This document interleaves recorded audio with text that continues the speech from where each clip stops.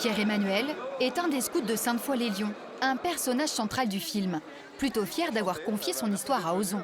Mais à quelques minutes de la partager avec sa famille, il est anxieux. Un petit pincement au cœur parce qu'il y a certaines personnes que je connais qui sont présentes ici et qui vont voir le film pour la première fois. Donc ils vont découvrir des choses qu'ils ne connaissent pas de moi. Et ma maman, Sa mère, justement, voit le film pour la première fois.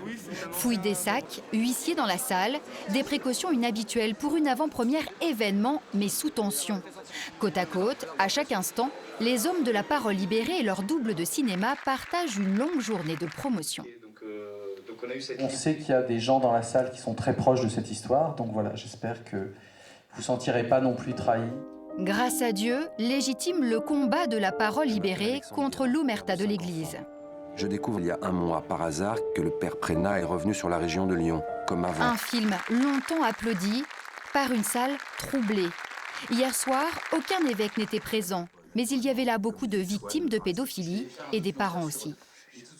Il a 39 ans maintenant, il n'a pas de boulot, il n'a pas de femme, sa vie a été un peu détruite par le père Prénat, voilà, c'est tout ce que je voulais dire.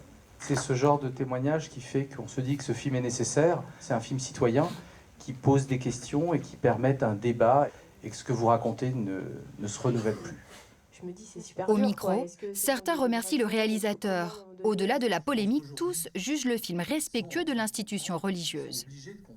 Enfin, vraiment, entre catholiques, je suis vraiment reconnaissante à ce film d'avoir posé les problèmes comme ça. Et le fait que, non, dénoncer ça, vouloir que l'Église change, c'est pas vouloir détruire l'Église. En même temps, il y a encore des résistances et on le sent, même ici à Lyon, où on sent que certaines personnes n'ont pas envie que le film sorte ou qu'il soit repoussé.